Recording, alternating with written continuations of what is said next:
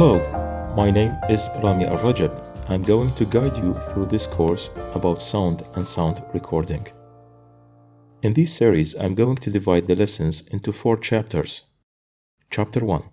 We will introduce the sound specifications, propagation, and some other essential facts about sound. In Chapter 2, we will cover an essential subject about room insulation and give some tips to make a better recording atmosphere inside your home. Chapter 3, we will learn how to record sounds, voice and music using free open source software, in addition to choose the right equipment for the personal use. And lastly, in Chapter 4, we will introduce 2 free mobile apps for recording in any quiet environment. Basically, to make a portable recording device out of your phone.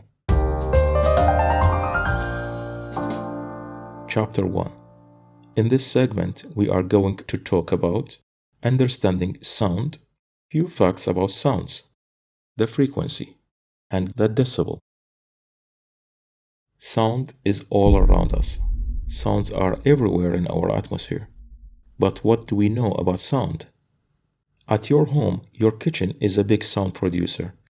The coffee machine, the washing machine, the ventilations, the dishwasher, and so many other kitchen appliances produce sounds.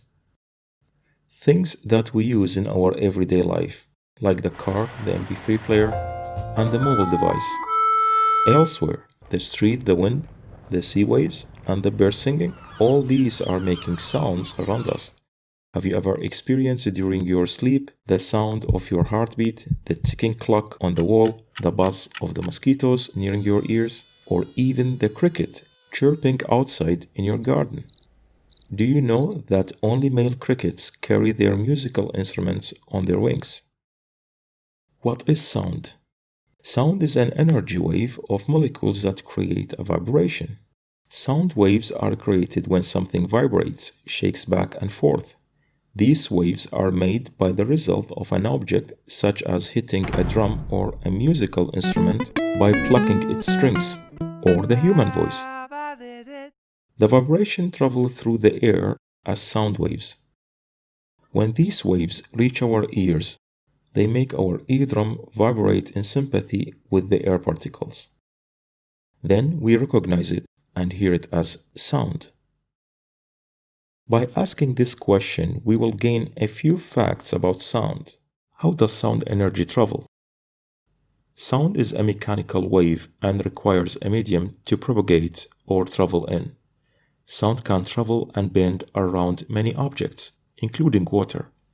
Sound can travel through 3 different mediums, such as air, gas, solid, and liquid. Let's talk about sound speed. Sound travels through air at 343 meters per second, through water around 1433 meters per second, and through solid at about 5000 meters per second. So sound waves can travel quickest in a solid. We hear sounds because we are surrounded by air. Remember, air is nothing but a mixture of gases. Sound waves are longitudinal waves, which means the vibrations are parallel to the direction of the wave. If vibrations move from left to right, then the wave particles are moving in the same direction, from left to right also, and vice versa. Sound waves are dissipated if they hit an irregular surface. Therefore, this specification will help us to insulate the sounds in the room and free it from reverberation. We will cover this in Chapter 2. Sound waves can move in all directions and reflect or bounce back if they hit a hard flat surface. This is what is known as an echo.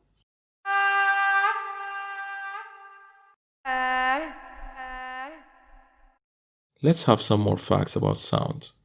Bouncing back of sound is a great tool to be used purposely for detecting sea depths, earthquakes, and also in the medical imaging technique, what is known as ultrasound, that uses high-frequency sound waves and their echoes.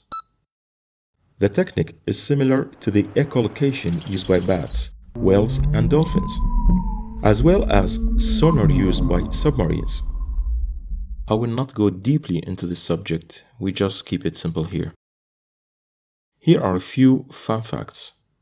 Sound cannot travel in a vacuum, where most of the matter is removed. In outer space, for example, where is no air, sound waves do not have anything to travel through, therefore nothing can be heard. Do you know, with acoustic power, you can levitate non-conductive substance like water drops? Isn't that cool? Have you ever wondered why does burning wood pop and crackle?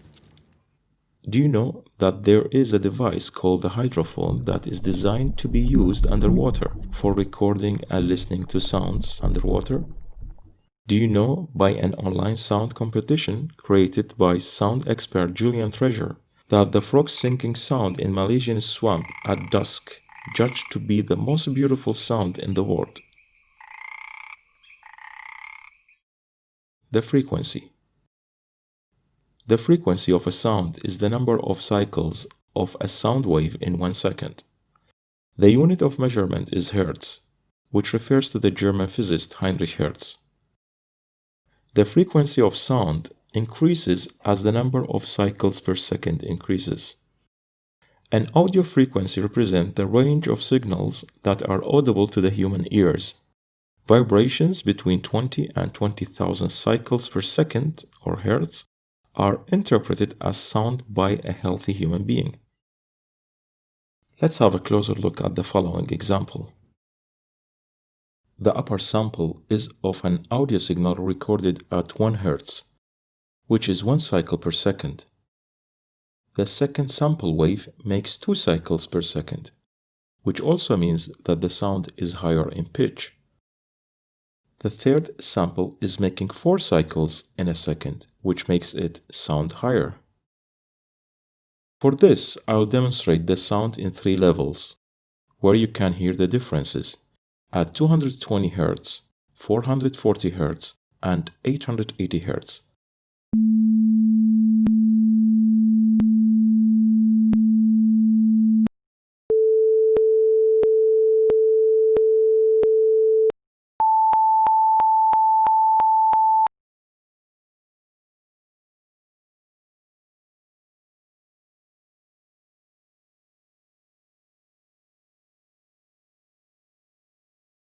Now you get the idea. A high-pitched sound could be a piccolo flute or a bird singing. A low-pitched sound could be the tones from a bass guitar or a thunder heard from far away. The decibel. The term decibel or dB scale, abbreviated as dB, is used all over the world for the measurement of sound levels. It is essential to realize that the term dB has different meanings and it's not a fixed value, like the volt or the meter or the centimeter, etc. The amount of a dB depends on the context in which is it used. Best practices in digital home recording determine to keep your input signal peak between -12 and -6 decibel. This will typically provide the best signals to noise ratio. It will also assure that your source signal has enough peak room to stay out of the clipping range. Notice, when your input signal reaches 0, you are at the maximus, and probably your recording is not of use. We will cover this topic in Chapter 3.